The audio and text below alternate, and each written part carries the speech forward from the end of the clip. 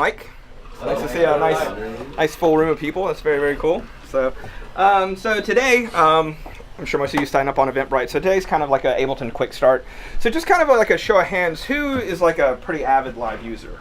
Been using it for a while. A couple of you guys. Everyone else is maybe beginners, just kind of getting started.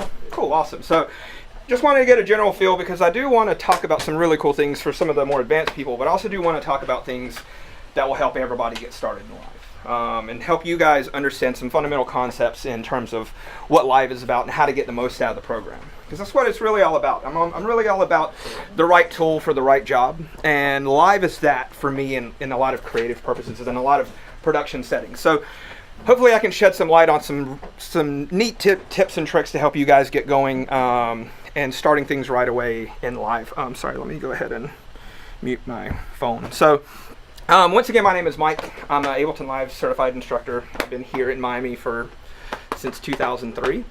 And everyone, this is Robert. Robert is, this is his spot. So welcome, guys. Being so kind to host this. So is everyone here on Live 10 by now? Any still Live 9 users? A couple of you guys.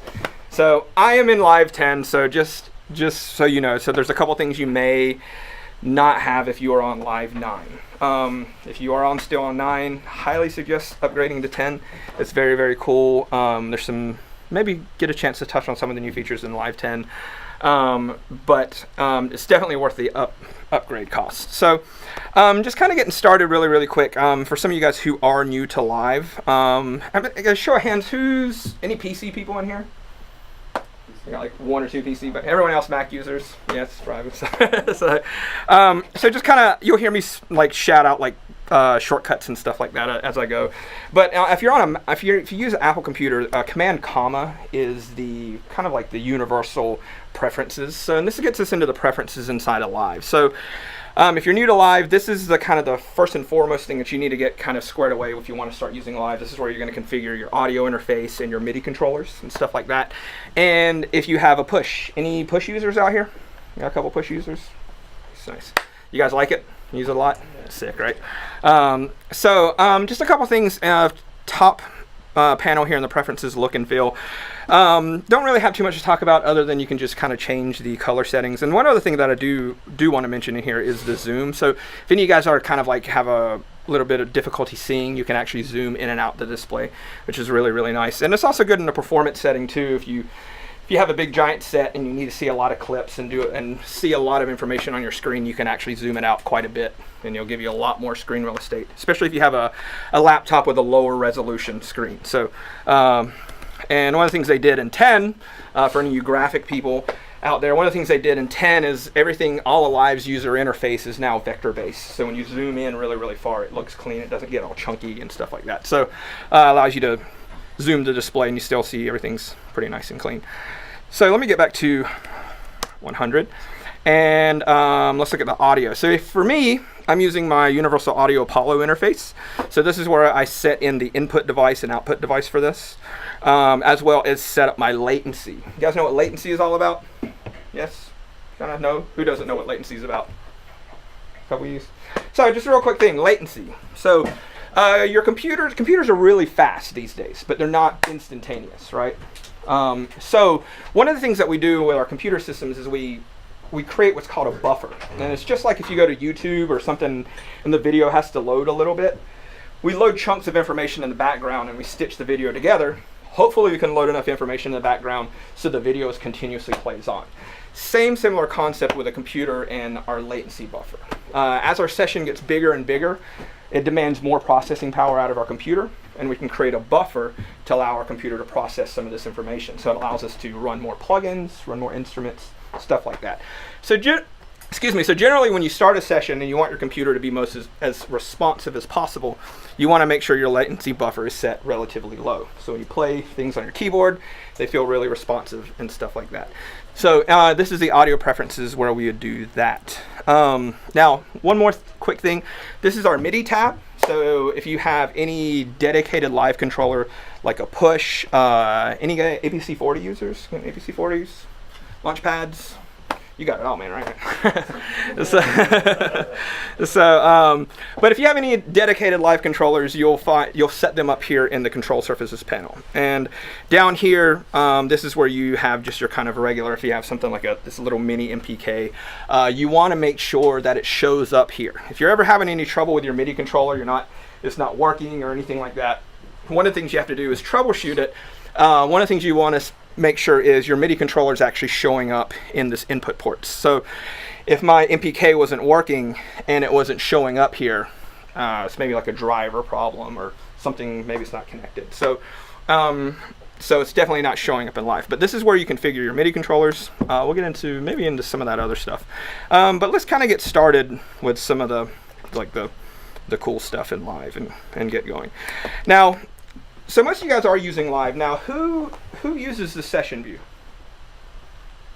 Like 1, 2, 3, a handful of you guys, right? So everything I'm going to kind of talk about, or at least kind of work from, is the session view. The session view to me is one of when I first started using live, I was like, this is cool. This is different. Now, if you hit the tab key, this gets you into the kind of the more familiar view for some of you guys who have maybe come from Logic or Pro Tools or something like that. You're a kind of traditional linear editor. Things go left to right, hit play, and they go. Now, who are musicians in here? Who plays in a band? Musicians? Got a few of you, right? Any of you guys who are musicians and play in a band or something, you know performances aren't necessarily linear, right? They don't always start and end kind of the same way. You know, you may have a little jam section in the middle, or just for me, forget to make a transition, you got to go through a section again. So performances aren't always linear. So, and this is the beauty of the session view inside of Ableton. So for some of you who haven't experimented in a session view, it's kind of really like being your own conductor of your own electronic orchestra in a sense. You get control of everything, and you literally can have access to everything at your fingertips. You can turn on bass lines, drop out synth patterns, pull things in and out, all in real time, and you can perform it, hence the name Ableton Live. And this is kind of what the whole philosophy of live originally started out as. There's no wrong way to work, but like I said, this is kind of the whole idea that live was created off of, because it was originally a performance tool. They added things later and it became a full-on digital audio workstation, but it comes from a very performance-based background, and this is what the session view was all about. So when you start up live, it usually gives you like a MIDI track and an audio track. So actually, let me just get rid of one of these and just start with this. And the first device that we're actually going to use, that we're going to look at, is what's called a drum rack. All right. So live, who uses in Pro Tools? Logic users in here? Some of you guys, right? Back in the day, you had to you have like software instrument tracks, MIDI tracks and stuff. So live's a little more streamlined, where we just have audio and MIDI tracks, right? So whenever we want to use a device, say a particular drum machine or anything like that, we're going to simply load that device right onto a MIDI track. No software instrument track, none of that stuff, straight MIDI. So the first device we're going to look at here is in the live devices panel over here in our browser, right? Now we can always bring up and open and close our browser by Command Option B. Brings that up and closes it. Right, and the first device we're going to look at here is the drum rack. And this is also going to give me a chance to talk about some fundamental things and how we sequence and how to set up and a lot of how the session view works at the same time. So I'm going to start with this device, the drum rack. Now, who uses drum racks? 1, 2, some of you. Okay, cool, very cool. Now, I used to use Logic back in the day. I still use Logic quite a bit, but drum rack is one of the things that initially got me like really super excited to use live. And drum racks are probably like still one of the main reasons I use live. And if I'm in any other program, it drives me crazy that I don't have drum racks. So drum racks are really cool because they take care of a lot of the things for you. Okay, if you use Logic and you use like Ultrabeat, use Logic Ultrabeat, right? And Ultrabeat is kind of a pain if you want to like take the kick drum track out of Ultrabeat and you want to process it independently from everything else, right? You got to set up an auxiliary track, route the audio, all that stuff. Live takes care of all of that stuff for you inside the drum rack, which is one of the most beautiful things. So what I'm going to do is I'm just going to get like a kind of a basic drum beat started. I'm going to go here to my browser. We can hit Command F to do that as well. And I'm just going to simply type in kick. And Live is going to search everything, search all my files, all my folders that I have for kick drum sounds. This is going to include Ableton sessions, and basically everything that I have in my places. Any of you Live users using the user library quite a bit? Yes, no? Do you at least have your places set up with your folders? Okay, right. So one of the things that Live did in 10, they kind of require you to basically create your places where your folders that contain your samples. Sorry. So, but the reason for this is they make you add it to your user library, because Live, one of the things they did was they wanted the ability to access and preview all these sounds very quickly. So that's what Live does, is when you add like your samples folder, you'll see over here for me, I have this samples folder and I have everything kind of organized in there. But when you add these folders to your user library, Live basically it indexes all these samples and it allows you to preview them really, really quickly. So, right, it's really kind of impressive, you know. That you can actually scroll through sounds this quickly and find what you want. So sometimes people ask, like, why do you have to add the folders into the library? Because if you did your whole hard drive, Ableton would be indexing your whole drive constantly, and it's not very, very efficient for your hard drive. So let's just find kind of a regular kick drum sound, right? And this is basically everything I have in my library, right? So we'll just go with one of these for now, right? So I'm just going to click this sample and drag it into one of these. If you use battery, they call them cells, but one of the pads. Now, does anyone have like a MIDI controller like one of these? Now, who has been able to successfully like map these pads to anything that they want to use? Like probably no one, right? So that's the thing. Like everyone's like, I can't use the pads on my controller. It'd be really, really cool if I could use the pads on my controller, right? Now, one of the things that's really cool about Live and the drum rack is the drum rack basically gives us the ability to map a sample or drum sound, and we'll get more into this in a second, to basically any available MIDI note. Okay, so basically what I mean by that is Live is basically able to attach a sound to whatever this is going to be sending just about. Okay, anybody want to take a guess as to how many available MIDI notes there are? 128. There you go. Yes. So you know, this guy knows a lot about MIDI, right? So we actually have access to 128 different note values we can assign samples and or synthesizers to. And this is what is represented over here in the left in the drum rack. If you go and take this little box that I have here, right? If I move it all the way down, you can see I can access C-2 all the way to G8, right? Every available MIDI note. Now, the reason why I'm pointing this out is because I have no clue what MIDI notes these things are sending. But if I hit this little button up here, it can basically show me what I'm hitting on. So I can be like, oh, let me put this kick drum sample on this particular pad, right? And then there we go. So I don't have to reconfigure my MIDI controller. I can basically just pull up a drum rack, figure out what pad I want it to light up on. And you'll see Live actually lights up the particular pad. So for example, like this one, I want to put something here on this sound, right? So I could load up a sound on that particular pad, right? Cool. Right, so this alone is really, really nice, just really, really convenient in terms of usage-wise. So we'll use this. What else we need? We need a kick drum, like a snare, right? So I get like a snare. So whatever, that's fine for now. Right? So I'm just gonna drop this in here, and I'm just gonna reorganize this a little bit because I'm not really gonna use the pads, because we're going to talk about sequencing a little bit. And what else? We need like a hat, right? Just kind of to get started, right? So I get like find a nice little one shot. There we go. Nice 909 closed hat. So I have basically 3 sounds loaded up here in my drum rack: kick, snare, hi-hat, right? So a lot of times, right, when you got your sounds loaded up, you're ready to get going, right? We want to sequence them, right? So inside of Live, and remember, we're starting all in the session view. So I want to create a clip, and I'm going to create a clip in one of these clip slots by simply double clicking.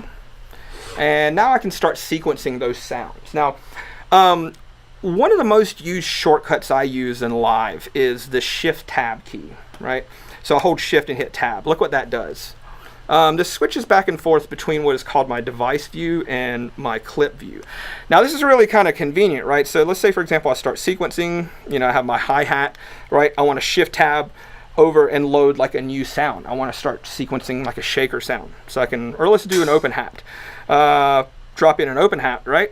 And then what I want to do, I want to immediately start sequencing with that, right? So I can hit Shift Tab, and it takes me back into this view. So aside from my like Control, like Command Z or Command S, this is probably like my most used shortcut because I'm constantly tweaking the MIDI and then tweaking the sound. Tweak the sound, tweak the MIDI until I'm happy, right?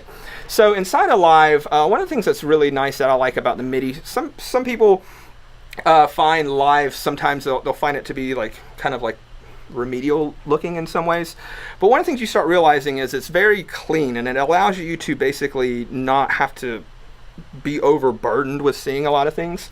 So a lot of times, sometimes you'll find that certain views are not visible when you're using Live, and in particular these panels right here. And I'm also here in my clip view, and the reason why I'm talking about that is because sometimes you may or may not see certain things in your clip view, and they're accessible via these buttons right here. So sometimes people get in here and they get kind of like stuck into one of these weird panels. They're not really sure what's kind of going on.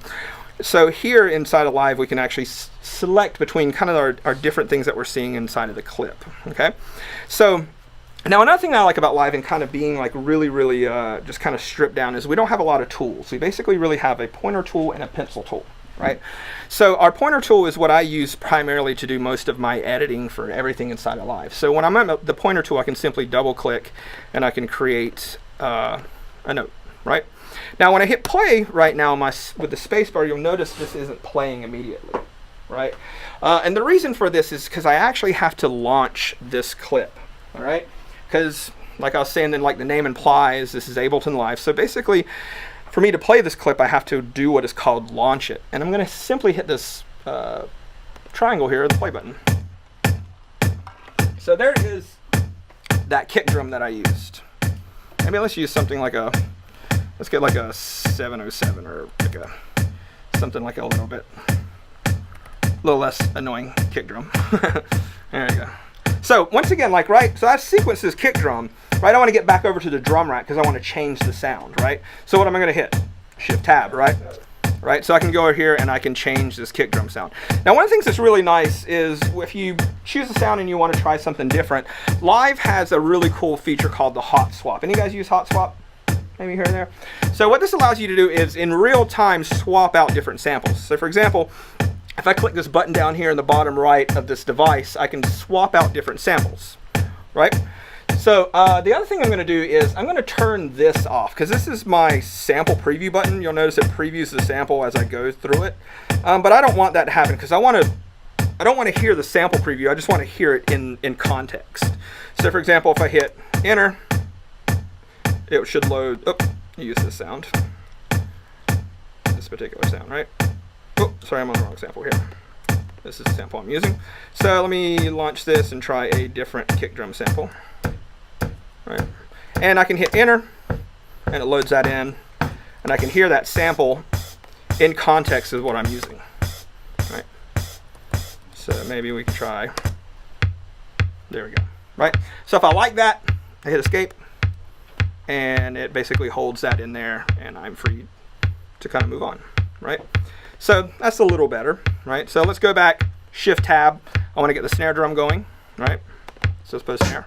Now, right away you'll hear that snare drum's kind of crazy loud. So I want to turn this down with everything. So once again, Shift Tab, and get back over to my drum rack. Now in the drum rack, we have these buttons. So remember I was talking about we have different views. Live can hide and sometimes we don't see certain things. This is one of those cases. So inside of Live right now, inside of the drum rack, I'm going to hit this button right here, and this shows me my chains. And in here you can see all the kind of important information for my drum rack. You can see the levels, I have the pans, I have solos, I have all that stuff going on here.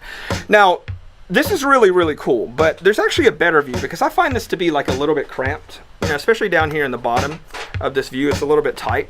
So up here at the top, and this is something that you'll see kind of reoccurring in Live, is this kind of circle with a triangle. So if you ever see like a triangle in Live, click it. because it's going to open up and show you more information. Same thing like down here. Any guys use this in the bottom left, the info view? This is really, really cool. If you have this open, I still leave it open sometimes. I've been using Live since like 2005 and I still leave it open. But when you float your mouse over it, it gives you a description of what that thing does. Like, that's pretty cool. Like, when I was learning Photoshop, I would have loved to have something like that. You know, like, God, what is that? Because there's so many just like crazy buttons in Photoshop. You're like, what the hell is that? So same thing with Live. There's a lot of different things. And if you aren't really sure about something, the info view. But like I was talking about, the circle with a triangle, click it. And just kind of on another side note, this info view stuff is really, really good. They revised it. There's actually a really, really smart guy, and you've probably seen him on the Ableton stuff. This guy named Dennis DeSantis. Really, really smart guy. He's got like a PhD in music. Super duper smart guy. He writes all this stuff, and he takes a lot of pride in it and does a really, really good job of it. So there's some really, really cool stuff in this info view. So kind of backing up off getting back from my tangent. The circle with the triangle, right? So up here in the top, if I click this, look at what I have here in my drum rack, right? I get a nice big full view of everything in my drum rack, right? So I can take the snare drum and I can pull it back a little bit, right? Now, just as my levels, right, I want to add the hi-hat. What am I going to do? Shift tab over here and I can start sequencing with my hi-hat. So now, so I'm just going to do something kind of basic here and just add a hi-hat in the space in between the kick and the snare. Now, one of the other things I'm going to do is I'm going to highlight this selection of time. So basically, I have selected, and you'll see it's kind of highlighted here, this beat. And if I hit Command D, it'll duplicate this selection of time. Right? Pretty nice, right? Now, one of the cool things inside of Live is the ability to kind of just do things without ever having to stop, right? It kind of drives me crazy when I work with some other producers and they work in like Logic or something else and they'll get something going, they'll hit stop, rewind, play again, stop, rewind, play again. That whole stopping of the flow kind of drives me crazy now that I've used Live so long, because you don't ever have to stop. So, and what I mean by this is I'm going to take this drum beat and I'm actually going to expand on it, because one of the most basic concepts you can do to take an idea is to take the loop and duplicate it and make a small change, right? So Live has this wonderful feature right here. It's called duplicate loop. So I'm going to hit this button, duplicate loop. Look what it did, right? And then I'm just going to add like a couple little extra hi-hats here, right? And then maybe I'll duplicate this one more time. And then I'll add like a kick drum here. Right? So I took what was a 1-bar loop, which was really kind of boring, turned it into a 4-bar musical phrase, all without stopping the beat. Right? And staying in the groove and staying constantly inspired. This is one of the most powerful things I find about Live, is it becomes like kind of your own party. You don't ever want to like stop. I always joke about this. It's like call it the Live epiphany. It's usually when I start working with students, and they'll kind of battle with it, as most people do, and then they'll eventually figure this out. And they'll come, I'll see them like the next day in class or something, and they got like dark circles under their eyes, and they're like, man, I was up till like 6 o'clock in the morning like hammering out this beat in Live. It was crazy. And that's when it like kind of turns on and you start realizing like the workflow, because that's the thing about it. You'll start working and you hear the birds chirping and like the sun in the distance. You're like, holy shit, I've been cranking this out all night. But that's all because of this ability to just kind of keep going, never have to stop. And you can always kind of stay in the groove. Now, so let me expand on this just a little bit. So I'm gonna pull this hi-hat back a little bit. Now, remember I was talking about the drum rack handles everything for you. So you'll basically see my drum rack is basically a mini Live session in instance. This has its own mixer and everything. So another nice shortcut to hide this view below, which is our details view, it's Command Option L. Kind of opens and closes that. So it gives me a little bit larger view to see things. And the reason why I want to talk about this is because I was going to talk about some of the features of the drum rack that allow me to work very quickly. Now, one of the things I was talking about the Ultra Beat, where it's kind of, you got to create another track to process the kick drum, all that kind of stuff. Well, this is one of the things I love, because one of the things that I've realized over the years is, how many of you guys are aware of the battle that goes on in your brain when trying to finish a track, between your creative side and the technical side? How many of you guys are very aware of that? If you aren't aware of that, that's one of the best things you can do for yourself is be aware that there are two people trying to drive your session in your brain at one time. There's a creative person and then there's a technical person, right? What often happens with a lot of people is you get in the studio, you're jamming out, right? You're like, oh, I need a bass sound, right? You go over to a bass sound, you start tweaking it, you're tweaking it, it's been 20 minutes, it's been 30 minutes, still tweaking this bass sound, it's been an hour later. You go back and you start playing again and you're like, what? You're like, you're just like, I don't really want to do this anymore. I'm like totally, that other side, your creative side, checked out 30 minutes ago. That's what happens. So a lot of people try to do this at the same time and it's very, very difficult. Some people compartmentalize the two processes. And you guys know who Flux Pavilion is by any chance? There's a famous article where he talks about he used to produce, he would write a song in all square waves and then go back and do all the sound design for it. I thought that was a little extreme, but I was like, that's kind of an elegance to that workflow because he totally compartmentalized the creative side and the technical side. I like to live dangerously. I walk both all the time, do it all the time, but I have to be aware of the other side. And this is one of the things that I really enjoy about Live is Live allows me to do this. I wasn't able to do this in any other program because of things like the drum rack. It was really, really difficult to start processing as you got sounds going because in other programs there's so much technical stuff you have to do to just put an EQ on your snare drum. And by the time I got that accomplished, I was just like checked out. So this is one of the things I immediately saw that I was like, wow, this is really, really cool in Live. I can process my drums just like that and don't have to do anything else to it. So I can actually do processing in the creative workflow. So what do I mean by that? So in terms of Live, so my kick drum, right? Say for example, I want to cut out some of those mids, make my bass drum a little bit beefier, right? So I'm going to go to my audio effects. I'm just going to use some Live devices here. And I'm going to load up the EQ8. And what I'm going to do is simply just drag it right onto one of these, what Live calls a chain. So basically now, I can process just this kick drum, right? So I'm actually going to reload this. I'm going to load this EQ8 from my user library because I have a template that I like to use, use a preset. So now, basically, here we go. This is now only processing my kick drum, right? Add a little bit more low end to it. There we go, right? So same thing for my snare, right? I want to actually, let's put a little compression on my snare drum per se. So I'll load up the, let's use like Live's glue compressor, which is really, really nice. So I can basically put a compressor right on this snare drum, right?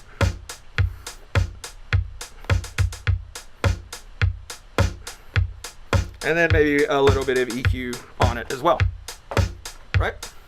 So no further routing. Everything's done right inside of this. Yes? You can put more than one? Yeah, you can put as many as you want. And I'm using Live devices. So like say for example, I wanted to use, any guys use FabFilter stuff? Yeah. I love FabFilter stuff. It's unbelievable. I just updated to Pro Q3. Super gnarly. Woo! This thing is crazy. Dynamic EQing. It's the future. But yeah, you can load up third-party plugins, basically anything you want. And kind of like think about it. So you're like, oh, I'm loading plugins into those pads. So this extends itself even further because I'm using Live devices. But let's say, for example, I wanted to do something crazy. I wanted to load like, any guys use Massive by any chance? Yeah, like Massive. Probably got a few Massive users. Say, for example, I wanted to load Massive into a drum pad and actually load a whole instrument, Massive, a whole software instrument into one of these drum pads. Hello. Sorry, I'm trying to do screen flow. There we go. So yeah, so I can actually load software instruments into these pads. So basically, anything can be loaded into one of these pads. And then you start really thinking like, wow, that's kind of crazy. I'm not just restricted to just purely samples, you know, because there's sometimes cool drum sounds in Massive and other instruments. And there's sometimes, any guys use Kick 2? Any Kick 2 users?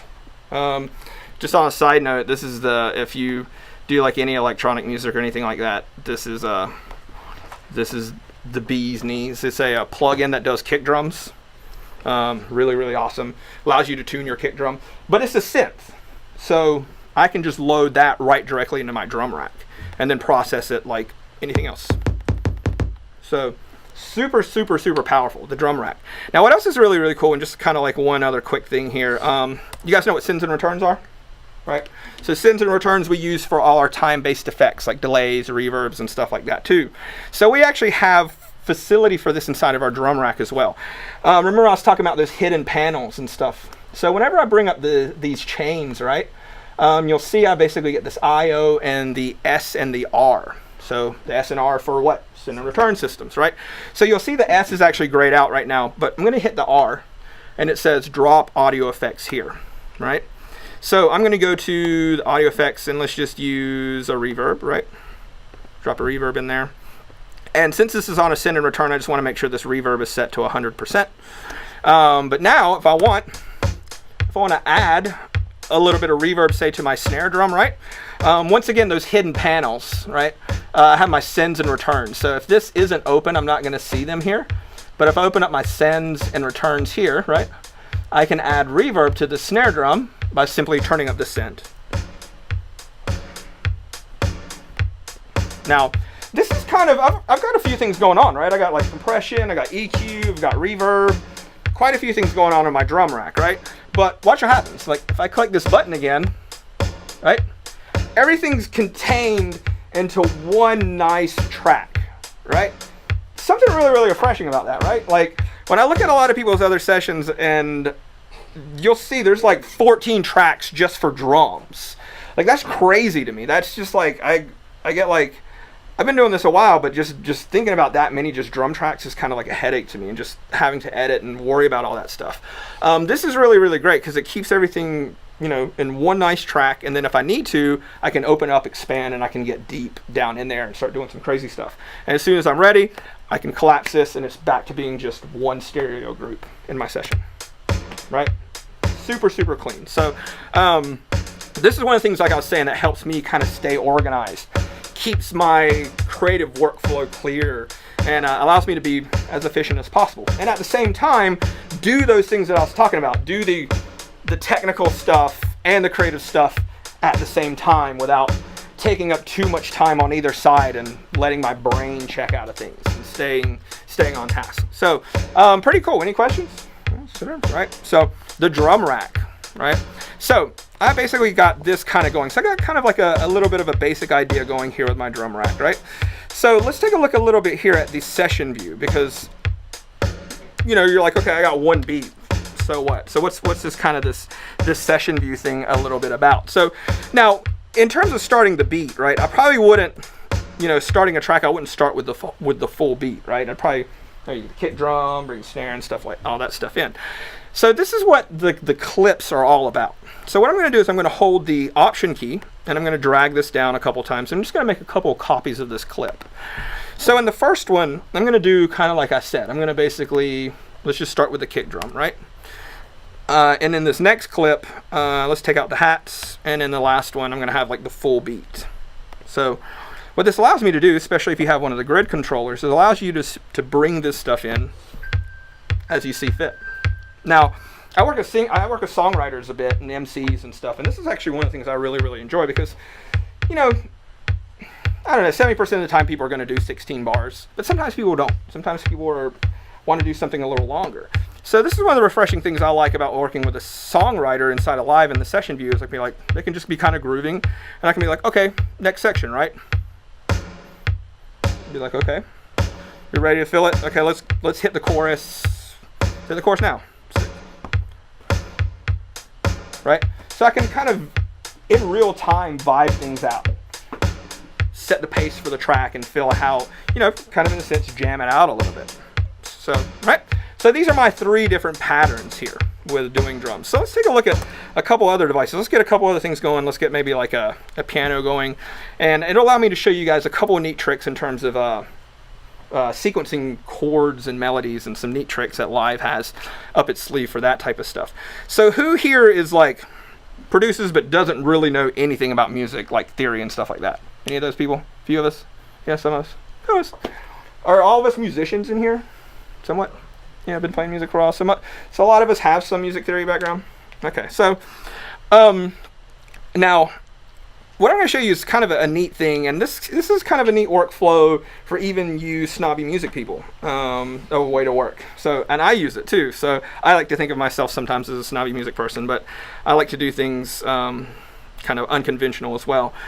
But let me show you what I'm talking about. So in Live, I'm ready to start sequencing this piano. I basically just loaded up a piano. Once again, I'm going to use a MIDI track, and I'm going to use basically, any guys use the native instrument stuff? Any complete owners?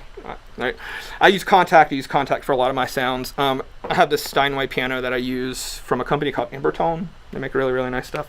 So I'm just going to load this piano up onto a MIDI track. Now, one other thing you'll notice here too is a lot of times I'm working from my user library. I was asking who here uses the user library? Any user library users, right? I use my user library a lot. And let me just kind of show you what I'm talking about. Like, so I was just talking about complete, right? So say for example, I want to use, I don't know, Reactor out of my native instruments complete. So what's the process for this, right? Usually you have to go to your plugins, right? And, plugins. So go to my plugins, audio units, go to my native instruments, and then look at all this list of stuff that I have to find, right? This is kind of, I find this to be really, really slow and painful way to work. So in my user library, right, I have a folder right here called One Instruments. And the reason why I have one is so it pops up at the top of the list when I categorize them alphabetically. So inside of this, you'll see I have all of the main instruments that I use. Right, and the cool thing is it's not by manufacturer; it's all of them. So I don't have to think about who makes that or whatever, all that stuff. So this is really cool too when I use my EQs, right? So I have EQs here. I have a folder full of all of my EQs, no matter what manufacturer they are. I have my Fab filter, I have all my UAD stuff, I have my Cush audio, all that stuff in there, all in one folder. So when I'm like, I need an EQ, I don't have to like switch through all the manufacturers. I just have a folder full of all my EQs that I like to use, and I can just drag and drop them in. Live, I've been doing this since like 8, but in Live 10, they added these things which are even quicker. They have the collections. So now I have these. I have basically a collections folder of instruments, EQs, dynamics, saturators. Any guys use saturation plugins? If you don't, get on it. Those are that's where all the special sauce is saturation plugins. You'll actually see I have more saturation plugins than anything. It's really funny. But I have UAD stuff, Fab filter, and all my Cush audio. So I have basically these collections to get to all of the stuff I want to use really, really quickly. So, and in that case, just like I was saying before, I want to load up this piano. I go to instruments. These are all the instruments I like to use. My Steinway D, and it's that patch inside of Contact. Not just Contact, but the patch loaded into Contact and everything, right? So it'll actually remember presets and everything that you're using when you load it into the user library. So, like I said, this is going to load Contact with my particular patch. So usually a lot of times you got to load Contact, then you got to find the patch. So slow. This is so much faster, a lot more immediate. So get up on your user library. It will drastically increase your workflow, very, very much. So I have a basic piano sound. Right, so I'm going to do the same thing. I'm going to double click on this clip to start creating some MIDI stuff. Right now, one of the things I like to show people is this really, and you can take this, and this works in a lot of other programs, but I find it works especially well in Live. But I'm going to show you guys a neat little trick of a way to kind of come up with cool chord progressions and not know anything about music. Okay, and I'll show you a couple of different ways, and you can do this in any key as well. So now a lot of music that we listen to is in what's called minor keys. We're all familiar between major and minor keys, right? So a lot of stuff, the majority of music is in a minor key, right? When you're in like elementary school, you learn that minor keys are what? They sound what? Sad. I hate that term because it's like, yeah, because like 90% of dance music's in minor key, right? But people don't go to leave the club feeling sad, do they? No, right? So sad is kind of like a really remedial term in terms of defining minor. So when we say minor, I like to say when we talk about minor keys, I like to describe them as darker, right? Not necessarily sad. Dark can be happy, right? So our minor keys are darker in a sense, and our major keys are a little too kind of like bright and shiny, right? So what I'm going to do is I don't want to be bright and shiny. You know, I don't know, I guess humans are miserable. There's like so many more ways to do minor keys than there are major keys. There's like one major key and lots of different minors, you know, so I guess we're just more miserable people. Humans are just naturally more miserable. But I'm just going to use the regular minor. And when you learn your major and minor keys, the first minor key you learn is what? A minor, right? Why? So that's because it's all the white keys, right? So what I'm going to do is this nice little trick here in live, which is basically going to kind of restrict what I'm seeing, right? So what I'm going to do is I'm just going to put a note on every white key starting from A. And basically this is my A minor scale, right? So I'm going to hit B, and I'm going to switch this over, and I'm going to copy this up another octave. So basically I have like one octave of this, and maybe go down one octave and duplicate it downward like that, right? So now watch what happens when I hit this fold button. Look at that. Yeah, it's totally constrained my view to all the A minor keys. Pretty neat, right? So if I hit Command A, what I'm going to do is I'm just going to use my arrow keys to move these, and I'm going to move them outside of the loop bracket, right? Because I don't want to hear 3 octaves of A played all at the same time, right? It's going to sound horrible. So now look at this. Now I have this constrained to A minor, right? So what I'm going to do is I'm just going to switch to 8th notes in my grid here. So now, when I want to start writing in notes, down here to the bottom right is our grid value, right? So if I have the info view open, you'll see Command 1 narrows the grid. So if I'm at 8th notes and I go hit Command 1 to narrow the grid, what is it going to go to? If we narrow the grid from 8th notes, 16ths, right? So if I hit Command 1, 16, 32, we can go all the way to 16,384th notes. Pretty crazy, right? Exactly, that's exactly what it sounds like. So I'm just going to use 8th notes, right? Now, when you start working with chord progressions, generally most of I'm just going to draw like real fast just a bar's worth of 8th notes here. And I'm going to use that duplicate function again, right? So basically I have this 1 bar worth of 8th notes. Now usually when we first start working with chord progressions, right? Your first kind of style of chord progressions, you find they change like on every 4 beats, every bar, right? So let's do this. So let's make a chord progression that's 4 bars in length. And basically what I'm going to do is that same duplicate loop function. So it's going to take this to a 2-bar loop and then a 4-bar loop, right? Duplicate loop is really, really useful function, right? So let's just do this. Now I have no wrong notes I can choose, right? Because my whole scale is constrained to A minor.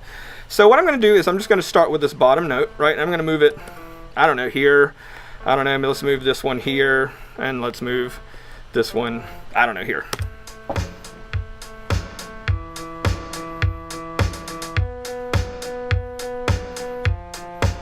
Not bad. So now the other thing I'm going to do is I'm just going to pick like another set of notes, right? Another basically whole bar's worth of notes. And I want to choose something other than A minor, right? Or sorry, other than A. And the cool thing is there's no wrong answer. And I can just basically do this kind of at random. And let's hear how it sounds. And it should sound at least so good.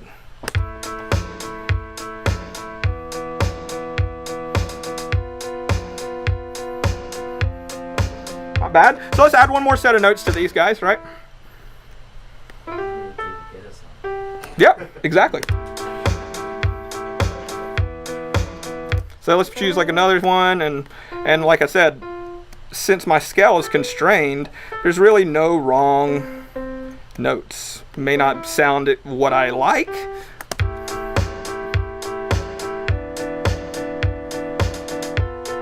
It's a little dissonant. Let's try something different here. That's pretty good.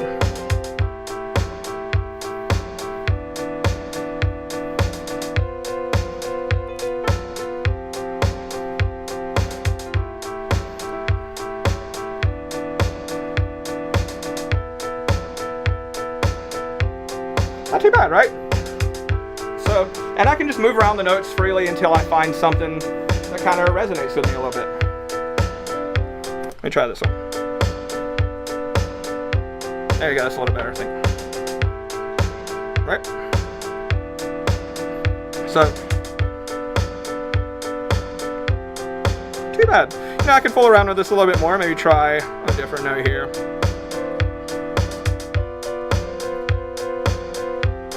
I like that. Slightly a little bit dissonant, but I kind of like that. So there is my kind of chord progression. Now you can kind of like, sometimes what I'll do is I'll go through here and I can kind of change this up a little bit. We can add some movement to it. Maybe add like a, maybe change this one.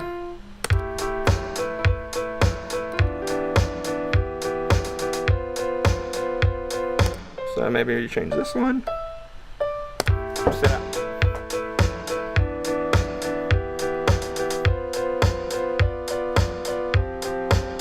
Pretty cool, right? Now, one of the things that I like to do with this too as well is I'll kind of simplify this a little bit too, because sometimes the banging on the keys gets a little crazy. So I'll do a couple things. Live has these really cool devices called MIDI effects.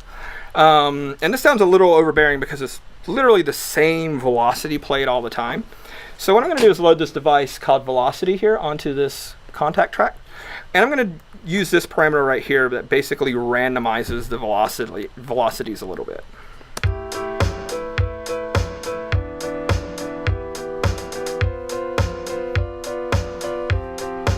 Right? Not so loud and kind of crazy.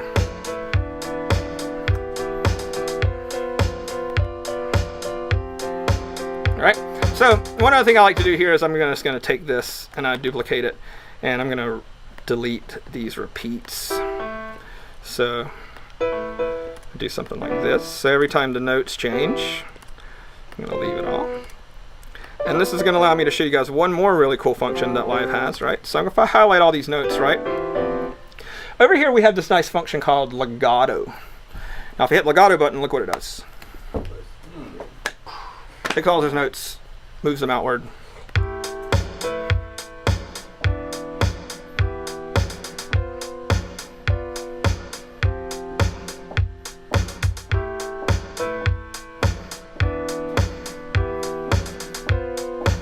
Maybe like this on the 8th note here. So there we go.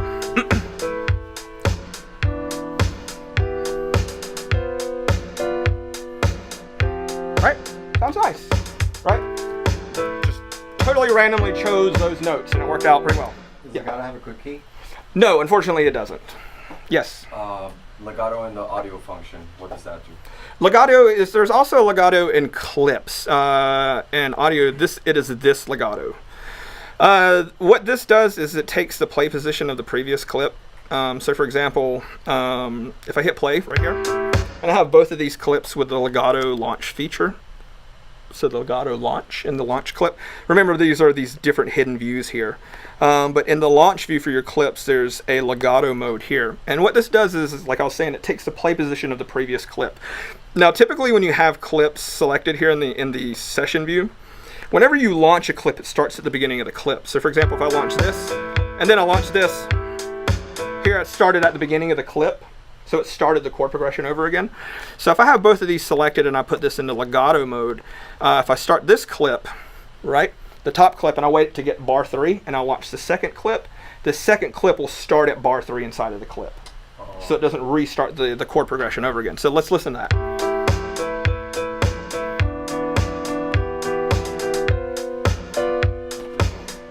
Right? So this is the way I can actually go back and forth between these two different clips.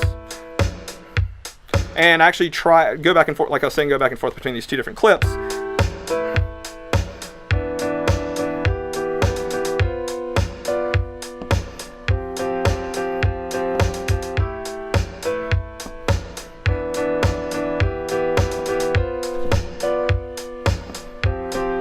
Or I can leave it all. Right? Yes? Does that override whatever time signature you have? Like it does by time signature. Oh. Or it's basically whatever your because like right now I'm on my global launch is one bar. It'll follow whatever your global launch is, but it'll also, you can make it, your clips can also be set to individual quantization launches. Oh. So right now by default everything's on global, but you can switch clips to be whatever launch speed you want them to be. Awesome. And this is kind of like on a nice side little tipper trick. So I like to do this sometimes. So sometimes I'll make a clip that doesn't loop. And And this is kind of a fun thing to do with the different launch options and the different launch speeds. In here in this launch mode, we have trigger, and that basically just starts at the beginning every time we hit that clip. But I like this one right here called repeat, right? And I'm going to change this quantization to something like 16th notes, and then watch what happens.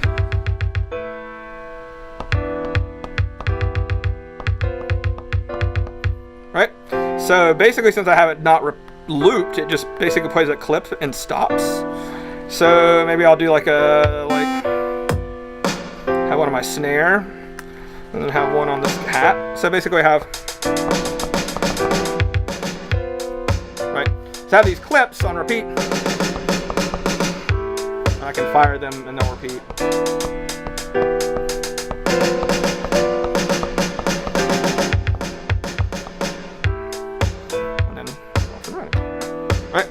So, yeah, you can kind of already see like how much fun this is, you know, having access to your clips in real time.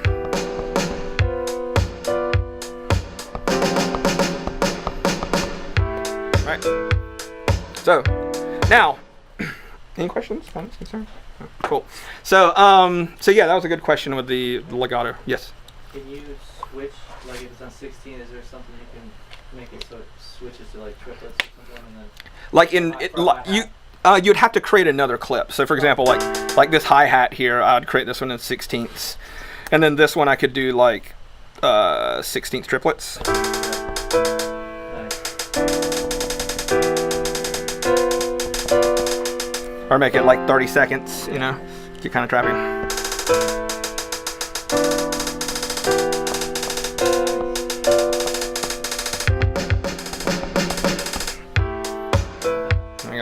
Yeah, a lot of fun, right? And it's cool because it's all quantized. You know, everything's like perfectly in time. You can't screw it up. So, so it allows you to just kind of jam out and kind of get kind of crazy with it. So now that's the kind of the whole idea of it, right? Is we want to basically create a bunch of stuff in this session view that allows us to like kind of jam and have a lot of fun and kind of do a lot of really interesting things, right? So this is kind of what we're getting to now. Before we get to actually kind of laying this out a little bit, let's talk about some other things too. Let's talk about some of the audio tracks and some of the things we can do with audio too, because right now this is all just kind of MIDI. I'm just kind of showing you guys MIDI and whatnot. Now, one of the things that's really cool is, and one of the things if you've been working with live for a little while, one of the things that you'll immediately notice right away when you start working with loops is live just does what to like loop files. It warps and it puts them automatically in time. So if you're working with like loop-based music, like it's a revelation when you start working with live and you start working with like loops and stuff. So I have like a folder here in my samples library that's just a bunch of like percussive loops and stuff like that. But what's really cool is like I said, Live's ability to analyze audio and bring it in. And when it analyzes it, basically brings it in at project tempo. So for example, if I work with like a shaker or something, like any of these shaker loops, let me put my headphones on so I can preview this, right? It's there, right? So if I just drag this into an audio track, you'll notice that this right in time. Pretty amazing, right? Don't have to do anything to it. It's already kind of in time with my project. One of the really one of the coolest things in terms of, you know, if you're working with loops, it's just really great. So so we got this kind of let's work. I got this little piano part here. I got my shaker. So and let's play. All right. So now, so Live does this thing where it has the ability to basically what they call warp. It's basically speed up and slow down audio, right? So basically what has happened here is when we look at taking an audio track, basically we have a couple of different ways that we can speed up or slow down the audio. And just really quickly touch on these because these are kind of important, but I don't want to dig too deep to kind of stay good on time. But basically we have these what kind of different algorithms for speeding up and slowing down the source material. And I did want to mention this because it is important to know what you're doing and because these modes are optimized for certain things. And they do come at a processor hit for certain things. So in your preferences, you can actually have this default to something else. If you go to record warp launch here, you'll see my default warp mode is beats. Okay. Some of you may have it a complex, but But the reason for this is beats is the lightest mode. Okay, and to be honest, if you're using drums, beats does sound the best. Okay, what beats does is when Live looks at an audio file, basically it analyzes it and it detects what are called transients. Who said that? Transients, right? It detects transients, and this is basically a sudden change in the amplitude of the waveform, right? So you see Live basically creates what are called these pseudo warp markers at each kind of its significant transient point, right? In Beats mode, when we speed up or slow down this track, it talks about what it does with these transients. So in Beats mode, what it does is it takes the audio file and simply chops it up, right? So if you want to think of the audio file as like a beaded necklace, right? So think about it, you have like a beaded necklace. Now just imagine if that beaded necklace had an elastic cord. The string on the inside of it was elastic, right? So what happens if you take that beaded necklace and you stretch it apart, right? There becomes spaces between the beads, right? The beads don't get any larger, right? They stay the same size. Now this is how Beats mode works. And you're like, why? Okay, so what's the big deal about that? Well, the reason for this is if you were recording a drum set, right? If you're playing a drum beat, right? You played a drum beat at 80 BPM. Cha, cha. Then you played it at 120. Doom, cha, right? If you looked at the waveforms between those two different drum patterns, the snare drums are going to look the same, right?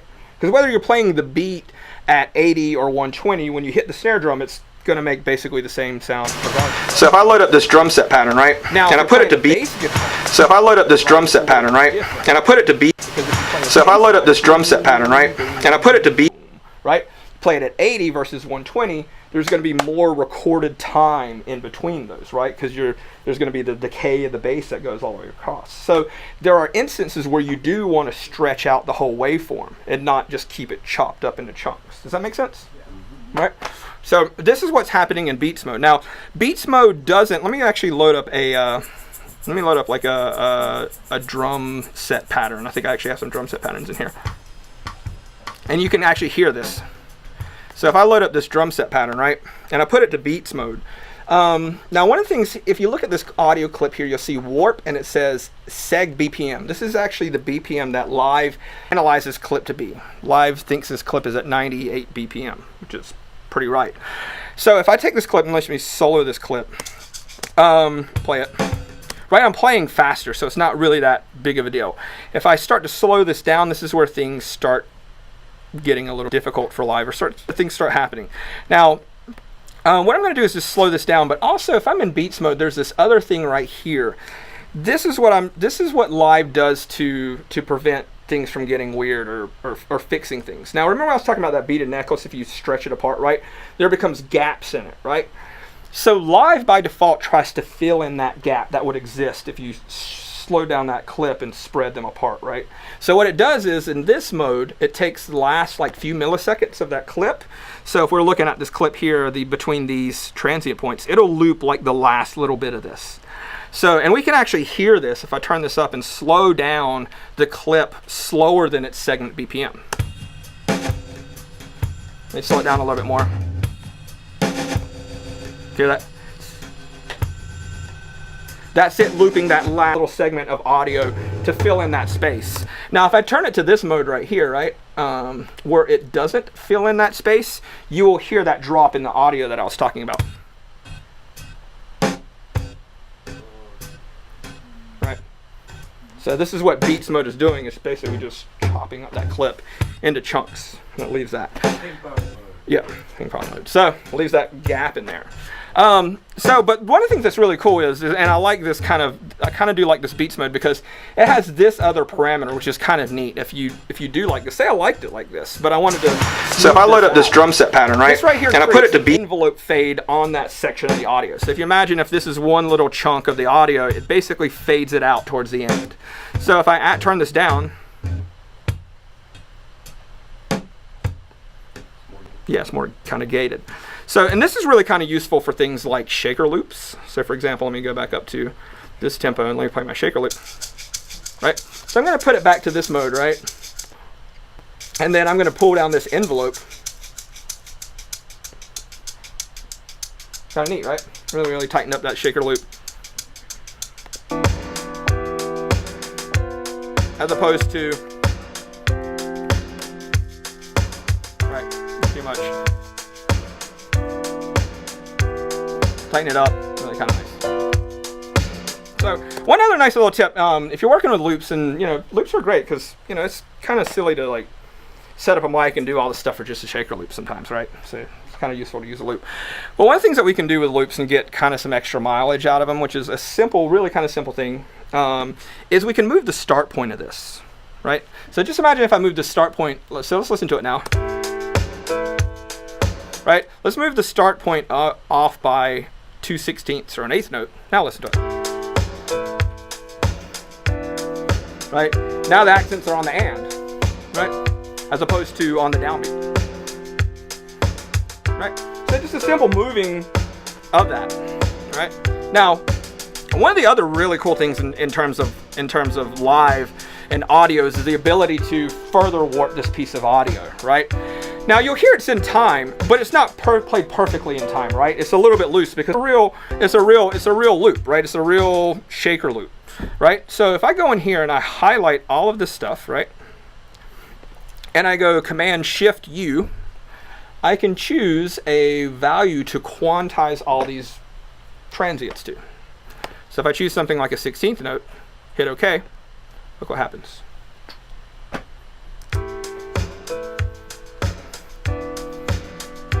So perfectly quantize that piece of audio. Shift U. Command Shift U, yes.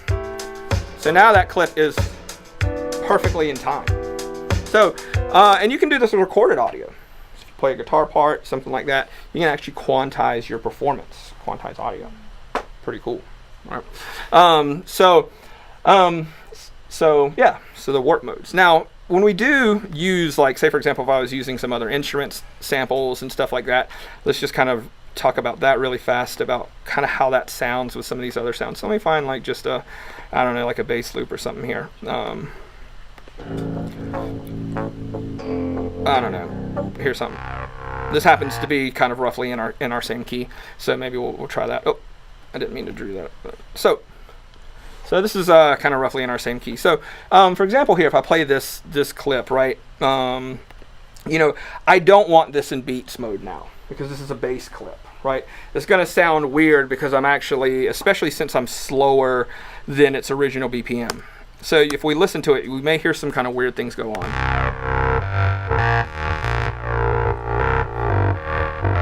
Some kind of sounds like weirdly out of time. And this is because of the time stretching mode isn't what we need it to be. So if I change it to something else like tones, it's probably not the best. Let's try something a little. There we go. Let's try this one. This is a little better. So let me hear this in beats mode. Let's slow this down a little bit.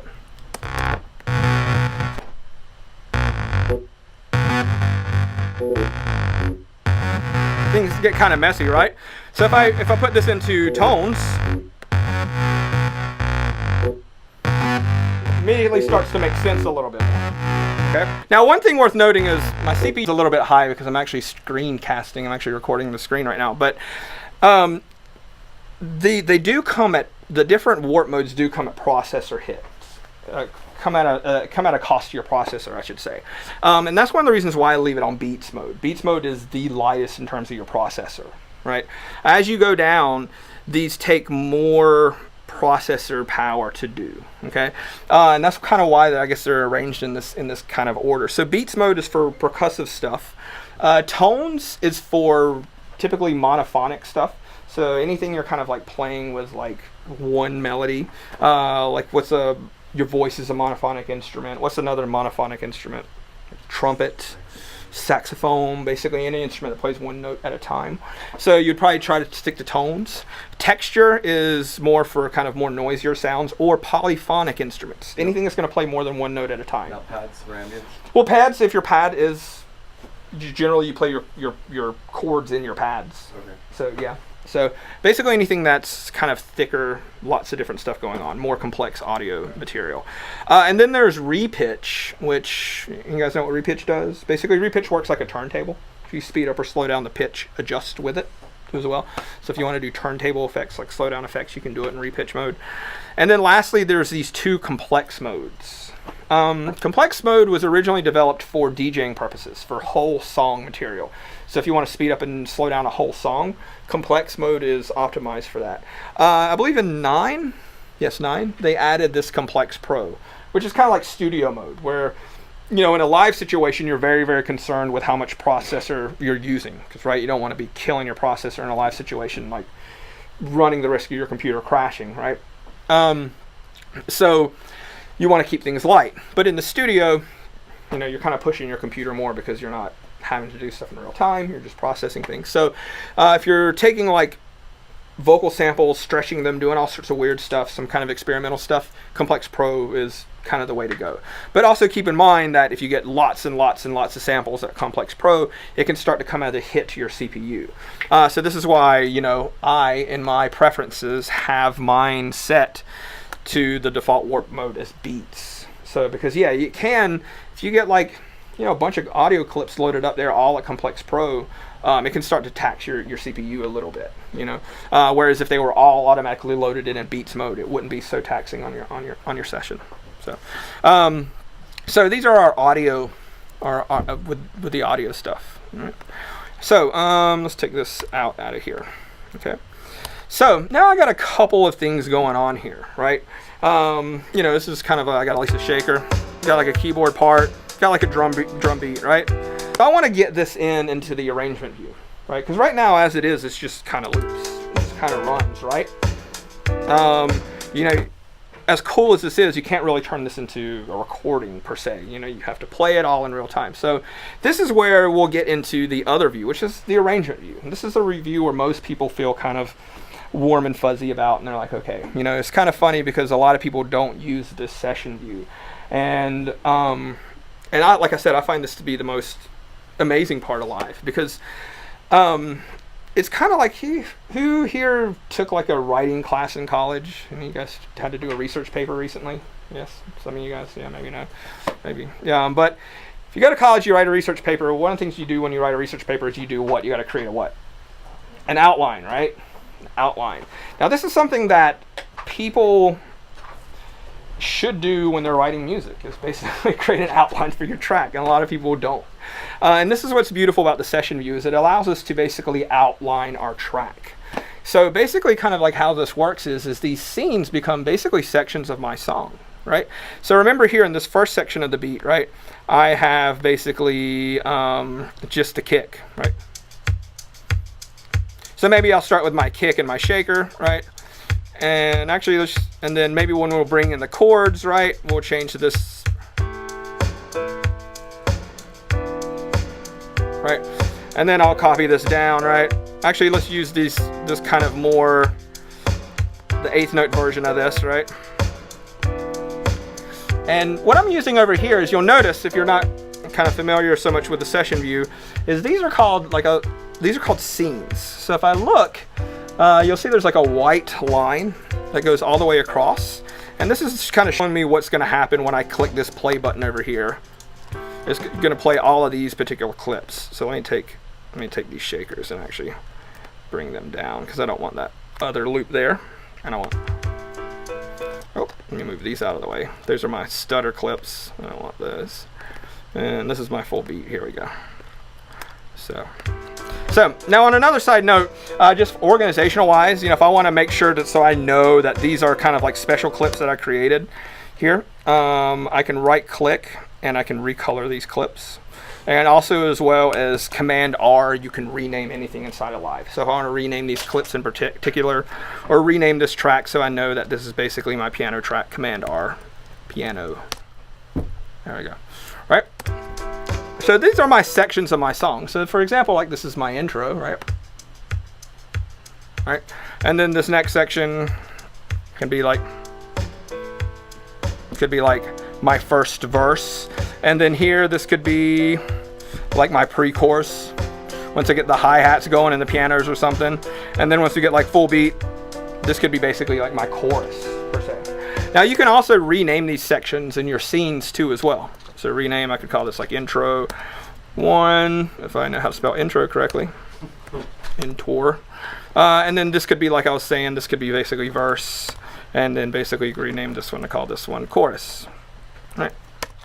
So basically I have like my sections organized of my songs and scenes, right? So basically, like I was saying, this is my outline of my track. So basically once I get over into this arrangement view, what are we doing now? So this is where this analogy of the outline in the research paper kind of works really well, because basically I have, you know, my main bullet points, my main ideas, and then when I get into my arrangement view, what do you do when you take that outline and you turn it into paragraphs, right? You make all the sentences of all the connecting tissues that actually turns it into a paragraph or into a statement. And this is what we can do here in the arrangement view. So I have all of my main points, and then when I bring it into the arrangement view, this is where I'm going to make all the connecting things, all the transitions that are actually going to make these be from sections into an actual song. So there's a couple ways I can do this. And one of the best ways to actually do this is to do it the live way, to where I actually record all of this stuff in real time, right? So let me do this really fast because I think the screen flow is messing with my computer a little bit. Let me increase my latency buffer really fast. So, any questions right now? Mm-hmm. Yeah, I actually wanted to ask, the scene modes, do they have the option for launch modes as well? No, they don't. But all of your clips still do. Your clips have independent launch modes as well. So each clip could have, you know, their own independent things. But the scene just fires them all at once. Yeah, that's actually kind of a requested feature. Is scene modes as well, and also scene follow actions and stuff. So, but there are kind of some ways around that. There's a company called Isotonic. They make some kind of solutions that allow you to do that type of stuff. That's actually what I was meant to mention, the follow actions for the scenes. Mm-hmm, follow actions, yes. Isotonic has a Max for Live patch called Follow that allows follow actions for the scenes, which is pretty cool. So now, like I was saying before, one of the things that's really cool in terms of live is basically how we can get the stuff into the arrangement view. You know, one of the best ways is to do it is kind of like if you have a grid controller, is to actually play it in live with all the stuff you want to do. So for example, when I'm ready to capture all this stuff into the arrangement view, this is the record button I'm going to hit. This is basically they used to call it the global record, but now it's called the arrangement record. So this is going to record basically everything that I do in the session view into the arrangement.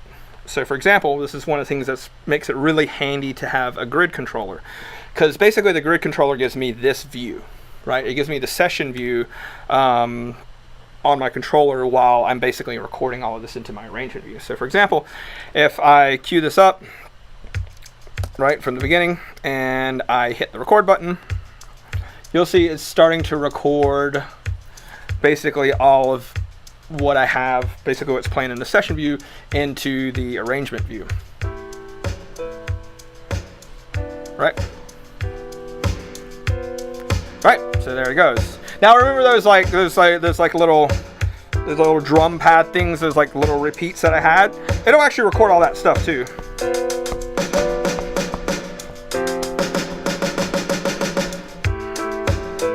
Right? So all of that gets recorded in. And you'll see it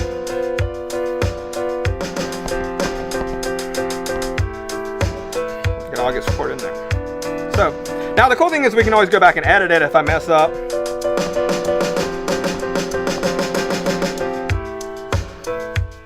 Right, so I can record in my whole performance.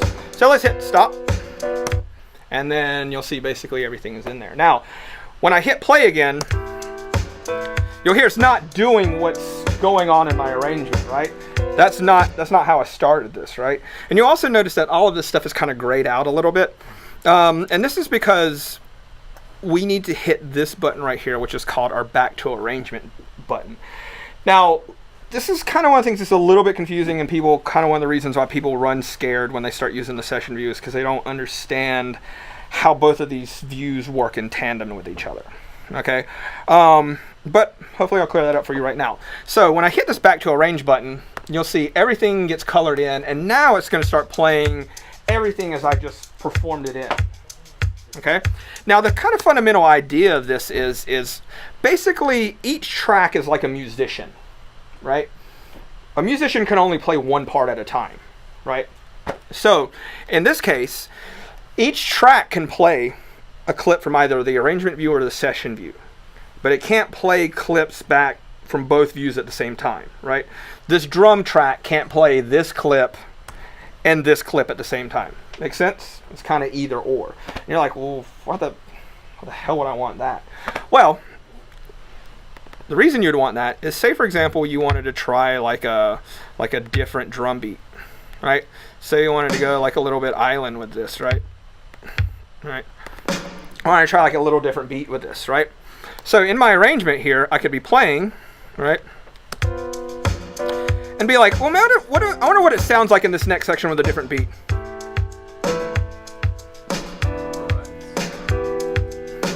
Maybe I don't like it. Let me go back to the arrangement. Now it's back to kind of the way it was, right? Let me hear it again with that kind of islandy beat again.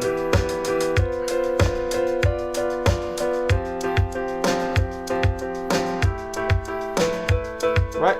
So you can actually in real time change the arrangement of your song as it's actually playing back in real time. Pretty crazy, right? It's like a really crazy concept to be able to do, is actually in real time change the arrangement of your track. Is there a shortcut for that feature? For what? For the I don't know the name. The back to arrangement? Yes. I think it's F10 is your back to arrangement. There it is. Cool. It's a shortcut. If you have if you're on a laptop, you may have to hit the function key and the volumes to get to that. But yeah, like, so for example, if I wanted to, and this is playing back, and I was like, yeah, I kind of like that other beat, you know, I could actually record that in there, you know, as it's playing back. So, let me do this. Hit the MIDI overdub here. So as it's playing back, you know, as it moves to this next section, be like, yeah, I kind of like that other beat a little bit more.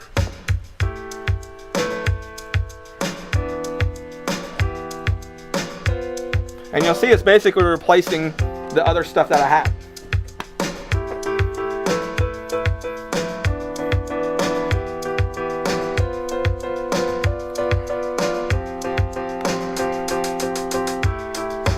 And then I can go back at any point in time. Pretty crazy, right?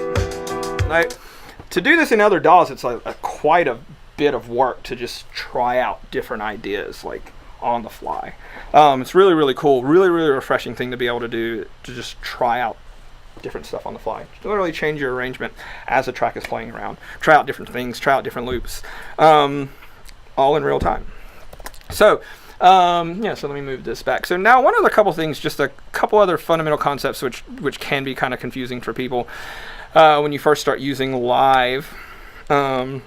It's kind of some of this copy and pasting stuff or clips around. In Live, once you get a clip into this view, so we can also, I should mention also, I recorded this in, right? So we can also get things in just kind of in a traditional way. I can grab like this clip and move it, right? And if I hit the tab key, I can actually just drop it in here into the arrangement view as well. While holding click? Mm-hmm. While dragging it over, yes. So for example, and you can actually also do this with multiple clips. So you can see I have 2 clips here I've actually dragged into this view this way as well. And as well as you can just simply copy paste as well. You know, Command C, Command V. So I can take this clip, Command C, tab over, Command V, drop it in. Right. Now, one of the things that's really cool can kind of one other thing I should kind of briefly talk about is using both of these views together. Okay. Now, those of you have kind of had tracks laid out, right? And you want to go back and add another part. You want to like play a guitar riff over like the verse or something, right? And it's kind of sometimes difficult because what sometimes guys will do, they want to just jam on the verse for a little bit to get in the groove, right? You just kind of want to play it over and over again, and hopefully you get the kind of the right take, and then you can just kind of fly that in. Live does this actually very, very well. Now, what a lot of times people do, if you're like working in like Pro Tools or Logic and you're like, I just want to jam on the verse for like a couple minutes and then just take the best part. So what a lot of people do is like this verse, they'll just have to like in their arrangement view, like duplicate it out a bunch of times, right? So you can just kind of have the space to jam on it, right? You know, yeah, you're laughing because you know exactly what I'm talking about, right? And you probably do it multiple times, right? So you don't have to do this in live. So this is kind of one of those things where you're like, why do you need the 2 views and all this type of stuff? Well, this is one of the things that we can do is I like to actually record new parts into the session view while having stuff arranged in the arrangement view. And you're like, what? That sounds a little crazy. So let's take a look at like this kind of situation. So for example, I have this section looped in my arrangement view, all right? So let's say, for example, I want to use like, I don't know, I want to like play like a synth part on top of this, right? So let me make sure this is in loop. So I just want to loop this section. Now, nice shortcut is we can highlight a section in our arrangement view and hit Command L, and it will loop that particular section. So and this also works if I select like this clip, hit Command L, you'll see it loops that particular section. So highlight this area, Command L, loops that particular section. So I want to use this MIDI track over here. I want to use just like, any guys Live 10 users mess around with Wavetable yet? It's gnarly. It's really, really cool. Yeah, very, very cool stuff. So I'm just going to use just like a regular sine wave, but whatever. Right? So let's say, for example, I want to like play something on top of this, right? So I have this section looped in the arrangement view. But what I'm going to do is record into this clip into the session view. So I'm off and running. And you'll see basically I'm recording here into the session view. And I can just start playing whenever I want.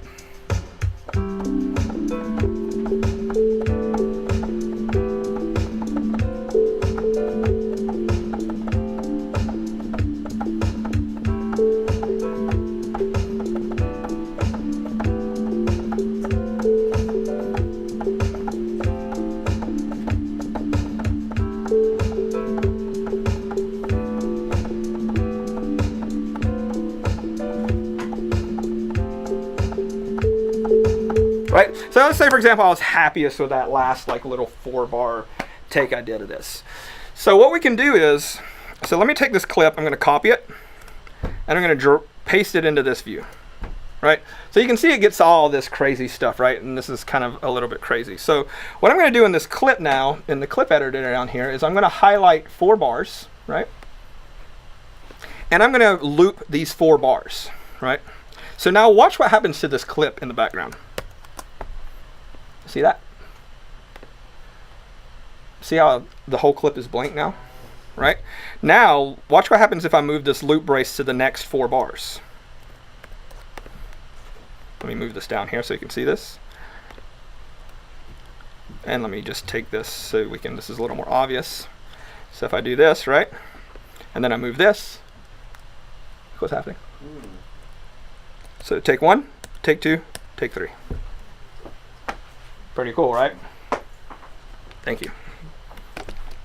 So, yeah, right? So basically I can instantly go between the different takes like this. Pretty cool, right? So you can just queue up and loop a section and literally jam on it for like 10 minutes. Loop 4 bars, and then you can just choose the best 4 bars to use out of that section. So you can start to see the power of having both views, right? There's kind of those things where I don't have to do so much work to do something, you know. This is one of those things I can just loop a section, record in the session view. I have to worry about copying, pasting 5 minutes of verse to just jam on it, and then having to edit all that stuff and to delete all that stuff, and then it's just like a whole bunch of work to do, right? I can just jam on a part, loop it, record in the session view, jam on it for literally 20 minutes, and then boom, have that easily put into my arrangement view, right? So when you start to see the power of having both views, you'll sort of start to see it's really, really, it is a little, you know, it's a little bit different at first, because, you know, this is not traditionally, it's not a traditional way that we're used to thinking about software and how it should work. But yeah, but it is, you know, and it's kind of interesting because like the guys that created Ableton, actually I went out to Loop this year. You guys know what Loop is? Yeah. I'm lucky enough I get a ticket because I'm a live trainer to it. But they usually have it out in Berlin. And I was just kind of, Berlin was kind of a mission to get out to, but they had it in LA this year, so it's really awesome. But I got to meet the creator of Ableton, got to meet Gerhard. Yeah, he's really awesome. And but what's really cool is one of the things I found just like really, really interesting, because I think of this as like one of the most musical programs ever. Because the appeal for me originally was to do live performance stuff with it. But then I just thought it was really cool because like who's into dance music here? Who does like dance music, right? when you do dance music, what do you do when you perform live? You DJ, right? And DJing couldn't really be any more different than producing. They're like two totally different skills. And it's like you got to produce in the studio and then learn how to DJ. I just always thought that was like, just didn't make sense to me. And then when I started seeing people perform with live, I was like, oh, okay, you perform with live and you also work in the studio with live. Live becomes more of an instrument in that regard. You know, like a guitar player, if you recording and performing are two very different frame of minds. You know, there's some guys who are great on stage, can't record. Some guys who kill it in the studio aren't really that great on stage. But as a guitarist, when you're on stage or a guitar, what do? You use the same guitar. You're using your axe. So that's why Ableton started feeling like an instrument to me. It's like Ableton is my axe. Like it's what I use. So, but one of the things I found really, really interesting is Gerhard and Robert Hinke, who created it, they're not traditional musicians. They're not really musicians at all. They're all mainly computer nerds. So sometimes it's like it takes people who don't really follow the same conventions to think of something new. Any of you guys remember GoldenEye for the Nintendo 64? Yeah. Like the best first-person shooter ever. You know that all the programmers on that game knew nothing about games. That was like their first game they created. Because they created the best game because they didn't follow any of the same conventions as everyone else did. They thought at it at a totally brand new direction. And they created like one of the coolest games ever in the process. So this is kind of what I feel happened with Ableton a little bit. They got some guys who weren't trying to do the same thing everyone else is doing. And they created something kind of really new and really, really powerful at the same time in doing so. So like this is kind of, like I said, it's kind of a very unconventional way of thinking about approaching and writing stuff. But when you start to get it, you're like, man, this actually makes a lot more sense. It's actually a lot more freedom and things to do what I want. So just a couple of things here as we kind of like hitting the home stretch here with stuff. So now that I have this in my arrangement view, so I just kind of showed you guys how you can actually record in the session view and get things very, very quickly here into the arrangement view. So that again was, now they also added this. This is actually this is new in Live 10. So before I was actually having to move this around like this, right? In Live 10, if you held Option Shift, you can actually move the audio around inside like this. Yeah, so that's actually kind of neat. So you don't actually have to change the loop. You can move and it also works with audio too as well. So for example, if I was taking this shaker loop, and say for example I was using a smaller section of the shaker loop, right? I can actually move the shaker loop around inside. See, whoop, like that, like so. Yeah, pretty wild stuff. Right. So now, as you get your stuff into the arrangement view and you're ready to kind of like wrap this stuff up, one of the other things that's definitely useful to know and is inside of Live 10 now, and this is kind of if you use Live 9, immediately when you record stuff, you'll start to see envelopes all your automation lanes. In Live 10, this is a little bit different. They've hidden all the automation lanes underneath a layer. It's kind of actually very similar to Logic, where if you hit A, it actually opens up and you see all your automation. Right? Now, this is another thing that I immediately, when I started using Live, I was like, man, this is so cool. This is so much easier. Automation in Live is so much easier for me. And it's just so much more fluid. And the main reason for this is because of how Live handles the automation envelopes. Now, one of the things if you work with like Pro Tools or Logic and you want to say you have like an auto filter and you want to automate the filter frequency, what do you have to do? You got to go in here, you got to find the auto filter, right? And then you got to go find what filter frequency, all that stuff, right? Inside of Live, this is a lot more simple. You can just simply click on the parameter and then look what it does. It brings it up into the envelope. So when I click this, you'll see it says resonance. It says frequency, all that stuff. So you don't actually have to find the parameters in this crazy context like list of stuff. And if you're using something like Massive shows like a massive amount of parameters in there. It's like, holy crap, where is the filter frequency? So inside of Live, just kind of show you that really, really quickly. You can just simply touch or move the filter frequency and it brings that envelope up inside of the view for you. So yes, it's very, very, very, very fast in terms of that stuff. So once again, so there it goes. I moved it and it pulls it up, filter, one cut. So we don't have to dig for that stuff. Makes it really, really, really, really, really fast. So automation and stuff. Now, one of the things that's also cool too here is just a couple of tips and tricks and useful things in terms of automation and stuff. Inside of Live 10, when we're writing automation, a couple of things we can do here. Say for example, like this piano I have, right? Right. So let's say for example I wanted to have this filtered in the beginning, right? And have this open up a little bit, right? So if I simply click, I can create a breakpoint, and I can move these breakpoints like so. Now, in Live 9, they added the ability to create curves.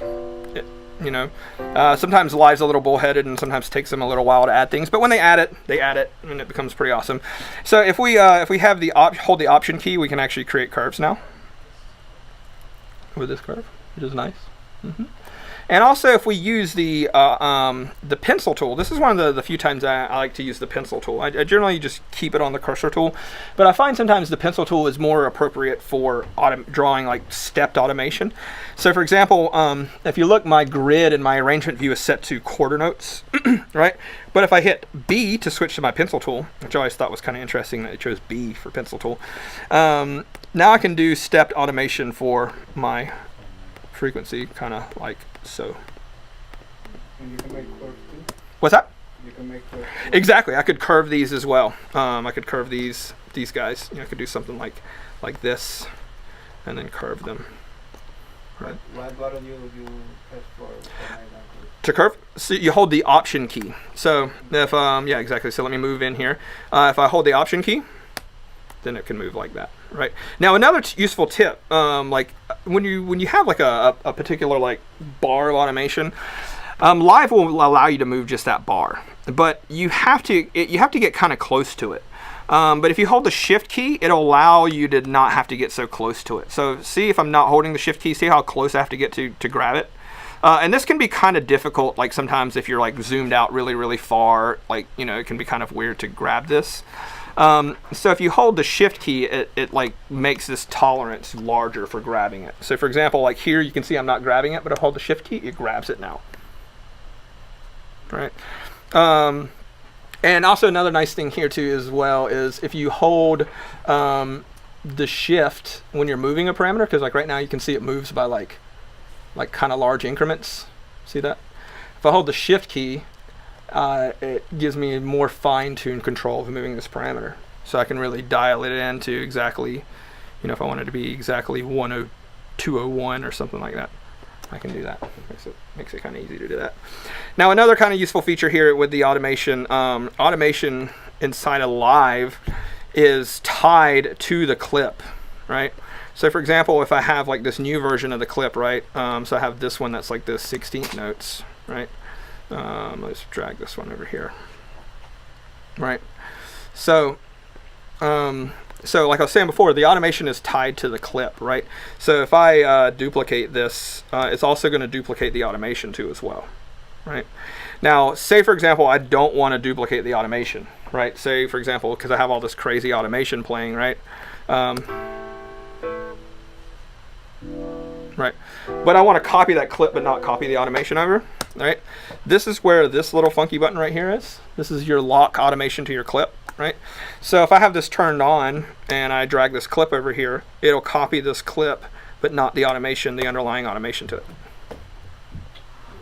And if you turn it off now, and if you turn it off now, if I turn it off now, it stays there, but if I move this clip, you'll see it now copies this automation over with the clip. so it's only for the function and the instant. Yeah, it was just as long as it's on, it'll do that. So everything I move, if I move anything else, it won't. It'll move the clip, but not the automation as well. Running through these waters.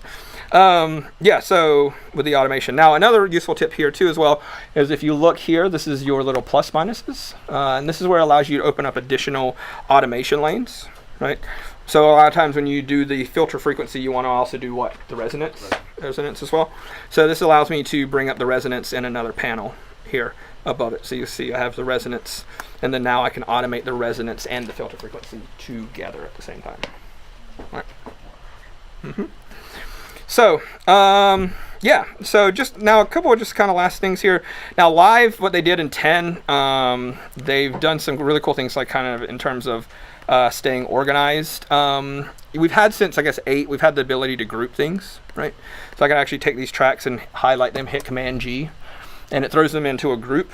It also takes care of the subgrouping as well. So I can actually process all these things together. So basically creates like a bus for me too as well. But one of the things they've done here in Live 10 now is we can actually have groups within groups, which is pretty cool. So, so I can have a group track of these group tracks, and then now I can have these 2 group tracks grouped together.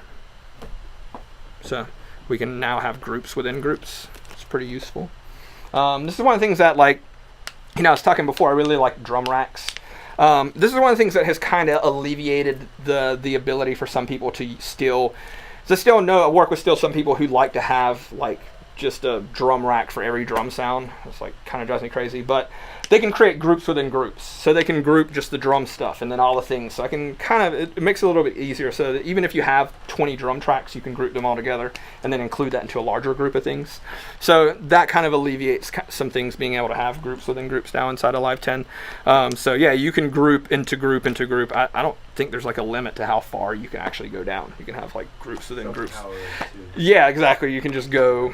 Yeah, it's probably like 1,000 and something, or rather, whoever knows how many groups you can go into it. But yes, you can have basically groups within groups. So it makes it really, really nice for all that stuff. So now, just whenever you're done and you're ready to kind of wrap things up and you want to listen to your music, you know, I always highly suggest. Who uses Dropbox in here? All you guys use Dropbox? One of the things you can do is you'll notice on my computer is I have a bounces folder, right? And my bounces folder is synced to Dropbox. So everything I export, it goes right to Dropbox. So it's kind of cool because I can be working and need to head somewhere, and I can just leave my computer exporting, and by the time I get out of my condo and down to my car, it's already in Dropbox and I can play it in the car. But you can do it with iCloud as well, though, right? Yeah, iCloud as well too. I like Dropbox just because I can do links. I can do public and private links and send stuff, you know, which is really, really cool. So if I'm working with somebody, I can just create a share link and send it to them really, really easily. And if I need to, I can just delete the file and it kills the link, or change links and stuff like that. So one other kind of like nerdy tip here is I have a desktop. I have a Mac Pro Tower. I have my laptop, and I like to keep my user libraries the same between my laptop and my desktop, right? So there's a really cool, useful program called Mac Drop Any if you're on the Mac, but it allows you to sync any folder you want into your Dropbox folder, because generally you have to like put everything in that Dropbox folder, right? So basically what I have is this Mac Drop Any app allows me to sync my desktop's user library to Dropbox. So my laptop and my desktop are synced through Dropbox, the user library. So if I create a preset on my laptop, it'll show up on my user library's on my desktop's user library, and vice versa. So I have a synced user library between 2 computers through Dropbox, which is super, super duper cool, because you know, I work back and forth quite a bit, and it was kind of annoying to have to let me save that, or you know, copy that preset or whatever. So now my two user libraries are actually synced through Dropbox. Super, super, super duper cool. So so let's say, for example, I just want to export this out. We can make a selection, and we can actually Command-Shift-R, and we can export this stuff out. Inside of Live 10, after many, many years of people begging and asking for it, they actually added the ability to export MP3s as well, which is really, really nice. And the reason for this is that they were able to do that is actually the MP3, the license for it actually became public domain. So that was the thing. They didn't want to have to pay the rights to use the MP3 encoder, but now it went to public domain. Now they can. Now they included it. So so now you can export to MP3, and you can actually upload to SoundCloud too as well. Kind of useful thing. I know quite a few people who like to produce in Ableton and still sometimes get their stuff exported to mix in Pro Tools, or especially if you wanted to record vocals, any of that other stuff. Inside of Live, we have the ability here to actually render all individual tracks.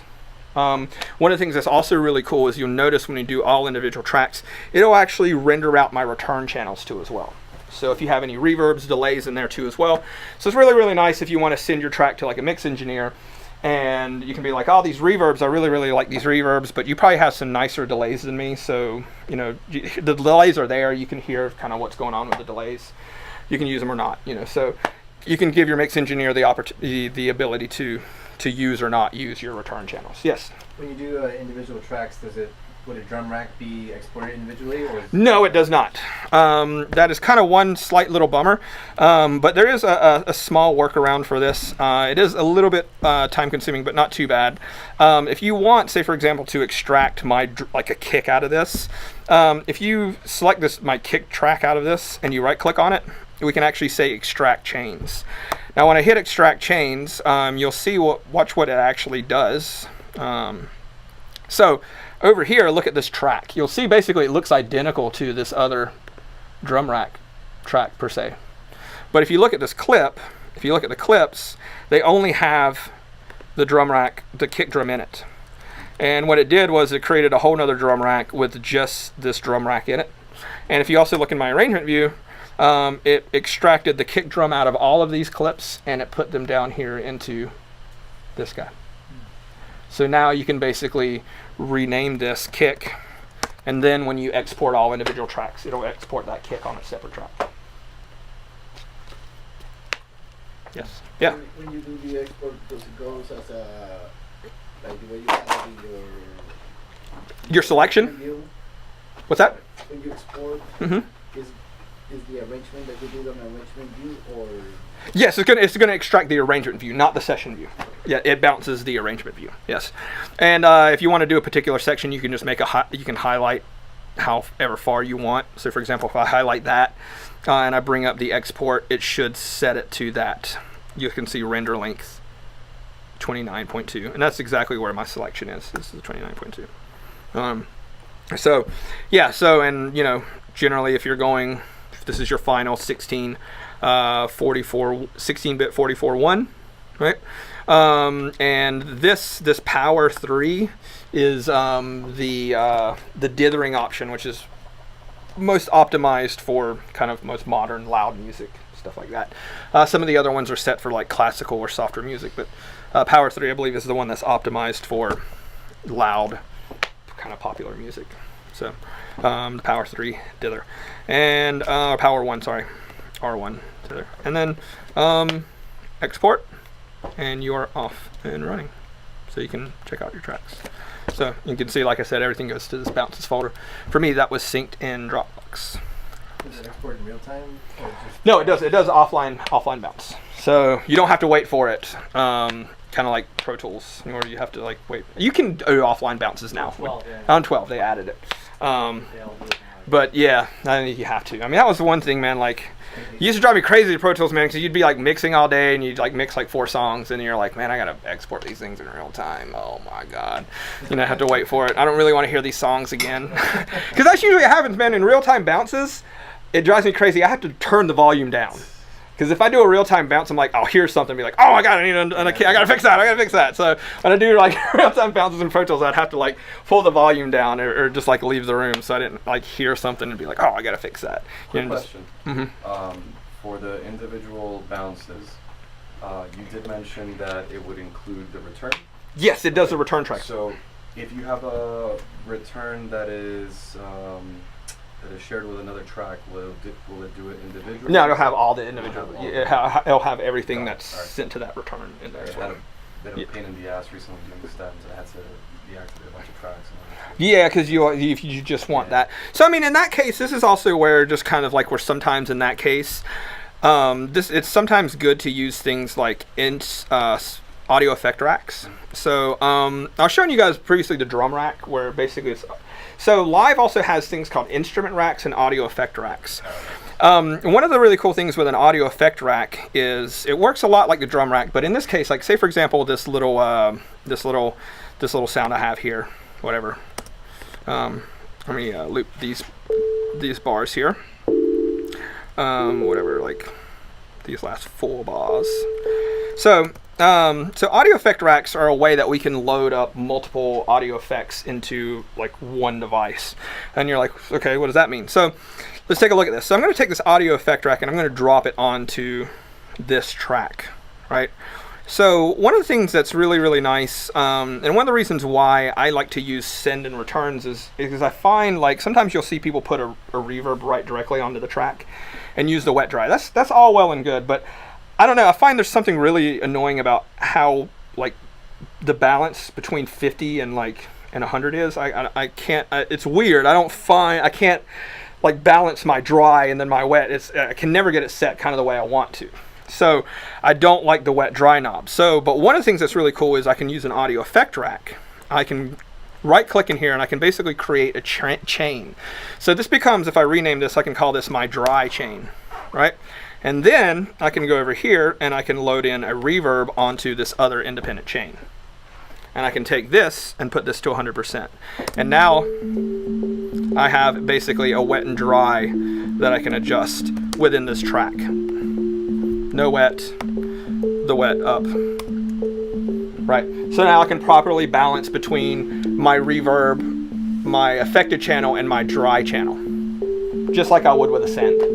But this is all within the track. So now when I export this track, it'll be exported with the reverb directly onto that track. It's essentially an insert. Insert, Yeah. but we can still balance. It's like it's inserted but parallel. Exactly. So this is parallel processing, which is what's really, really cool.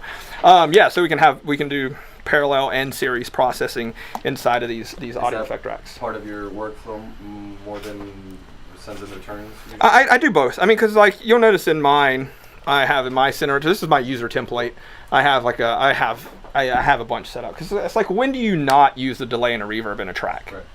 Like never. I would have like never not used a delay and a reverb at some point in time in a track. So like my user template launches with these guys. So kind of on a side note, and this is kind of one other thing I should definitely mention. So say for example, I liked all this stuff and I wanted this arrangement of instruments and devices all in my user when I load up Ableton. If you go to your preferences and you go to your file and folder tab, up here at the top you can say save current set as default. So you can go in here and you can set up like the number of tracks. Say you like the drum rack, you like to use massive all the time. You'll notice I have all these returns set up. You can set all this stuff up, save as default template. Every time you load up Ableton, it will load up with all those devices inside of it. So, which is really nice. Yes? I was wondering, what kind of stuff you get into in a proper class. Oh yeah, well, I mean, all of this stuff. So yeah, thanks for asking. So as you guys can see, we're starting a production school here called Garnish, here, Robert and I. And this is, if you like what we've done here today, this is a lot of what we'll talk about. You know, there's kind of a couple of different levels that we're offering. But if you look at some of the higher levels, we can get into the more of the nitty-gritty of stuff. A lot of the introductory stuff, we'll be talking about basic stuff, intro, kind of getting sounds going, basic sequencing and stuff. But some of the later tiers, we actually help you produce tracks. You actually will get time in the studio to work on your tracks, and we'll actually help you put out a product.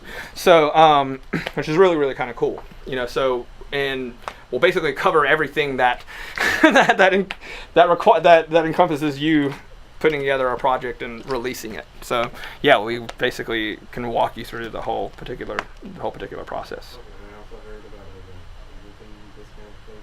Yes. What'd you say? Yes, and if you sign up with the courses, yes, you actually do. What is it, Rob? We get like 40. Is it 40%? Yeah, if you guys sign up for any of the Ableton courses, you'll get a 40% discount off the software if you buy the software. So I know you don't have to. It's cool. I know some of us use crack software. It's cool, but it's cool. I understand. Don't make money. Start making money. Use it. But this is a really cool opportunity for you to take a course, learn something, and actually buy a legit version get a deal on a legit version. So, which is kind of cool. So you can actually get some education and a legit copy. Courses for everybody. You know, we have short courses that are like 6 weeks, so if you want to just get into it, go.